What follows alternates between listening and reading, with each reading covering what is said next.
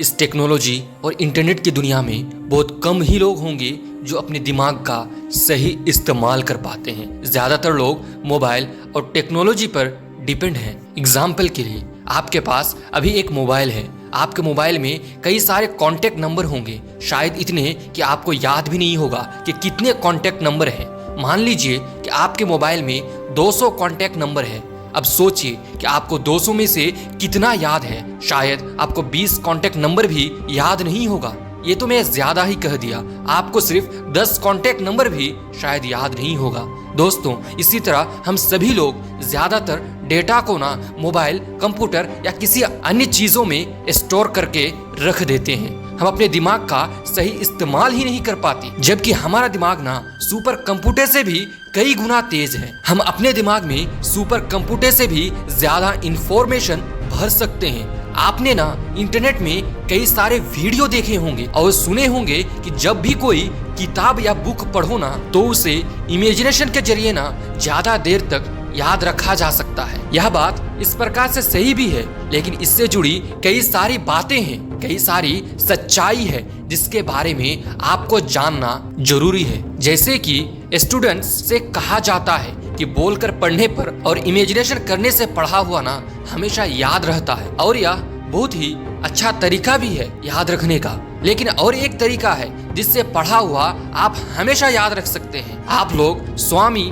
विवेकानंद के बारे में तो जरूर सुना होगा, जो 700 पेज की किताब को ना 1 घंटे में पढ़ लेते थे, जो कि एक सामान्य इंसान के लिए संभव नहीं है। लेकिन जब एक जर्मन फिलोसोफर ने स्वामी जी के इस गुण को देखा तो वे आश्चर्यचकित रह गए और उन्होंने स्वामी विवेकानंद से पूछा कि आपने यह असंभव काज कैसे कर लिया, यह तो चमत्कार है। तब उस वक्त स्वामी जी ने कहा कि मेरा नाम विवेक आनंद है और विवेक का मतलब होता है बोध, और यह नाम उनके गुरु ने उनको दिया था। उनका बचपन का नाम नरेंद्र था। अगर कोई भी इंसान अपने ध्यान को एकाग्रित कर लेना तो उसके लिए कुछ भी असंभव नहीं है। विवेक आनंद जी ना हमेशा ध्यान में रहते थे और जहां भी उन्हें किताबों को पढ़ने का अवसर मिलता था वह किताबों को पढ़ते रहते थे। लाइब्रेरियन ना यह देखकर चकित रह जाते थे। दोस्तों, ध्यान ऐसी चीज है जिससे कोई मंद बुद्धि इंसान भी ना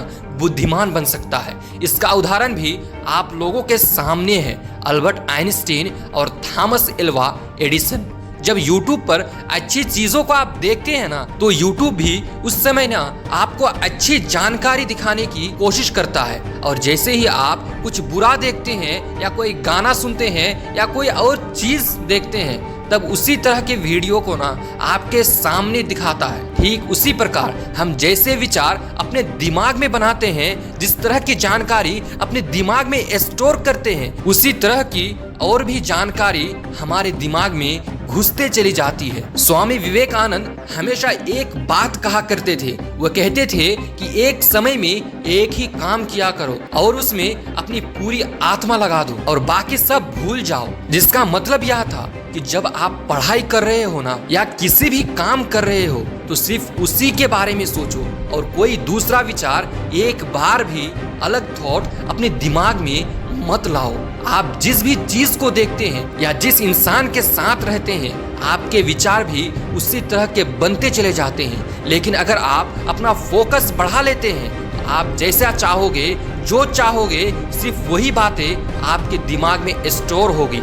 असंभव इस दुनिया में कुछ भी नहीं है दोस्त, यह मात्र एक शब्द है जिसे वह लोग इस्तेमाल करते हैं जिसके अंदर कुछ बेहतर, कुछ बड़ा करने के लिए खुद पर भरोसा नहीं होता। यह सब मूर्खों के लिए है। फोकस बढ़ाने के लिए स्वामी जी की तरह हर रोज ध्यान करने की कोशिश जरूर करो। जितना ज्यादा हो सके अच्छे चीजों को देखने, सुनने और किताबों को और अच्छे विचारों को हमेशा अपने आसपास ही रखें। बुरी चीजों के बारे में या किसी बुराई के बारे में ज्यादा विचार ना ले, इससे आपके दिमाग में कचरा भरता चला जाता है जो अच्छी बातों को घुसने नहीं देता।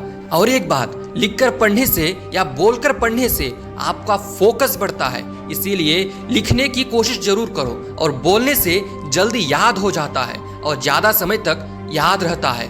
फोकस के साथ किया गया हर एक काम में सफलता मिलती है। फोकस के साथ पढ़ाई की जाए तो हमेशा याद रहती है और जीवन भर याद आती है। फिर अपने आप फोकस को बढ़ाओ, फिर देखो अब दुनिया में वह बड़े बड़े काम कर जाओगे जो कि आज तक किसी ने भी नहीं किया है। पढ़ाई पर कंसंट्रेट करने के लिए आपको अपने मन पर काबू करना होगा और उसके लिए आपको हर वह अच्छी आदतें लानी होगी जो आपके विचारों को एकाग्रता वह बढ़ावा दे। मेडिटेशन करना होगा, एक समय में एक ही काम को करना होगा, टेंशन फ्री रहना होगा, दूसरों से ज्यादा खुद की कमियों और गलतियों पर फोकस करना होगा। कंसंट्रेशन बढ़ता है बार बार प्रैक्टिस करने से, एक दिन में या एक हफ्ते में यह नहीं होता। इसके लिए आपको डेली प्रैक्टिस करना होगा और साइकोलॉजी कहता है कि अगर आप किसी भी काम को 21 दिन कंटिन्यू करते हैं तो वह आपके अटूट आदत बन जाती है जो कभी भी आपसे नहीं छूटेगा। यह आपके जीवन का हिस्सा बन जाएगा जो आपको जीवन में सफल बनाएगा। अंत में मैं बस इतना कहना चाहूंगा कि अगर आपको यह वीडियो थोड़ा सा भी अच्छा लगा हो तो इस चैनल को सब्सक्राइब जरूर कर लीजिएगा और एक लाइक हमारे वीडियो को जरूर कर दीजिएगा। तो इसी सकारात्मक सोच के साथ आप अपनी लक्ष्य की तरफ आगे बढ़ते चले। मैं मिलूंगा आपसे अगली वीडियो में जो आपके जीवन में सकारात्मक ऊर्जा को भर देगी। तो सुनते रहिए, लाइफ इज अ जर्नी।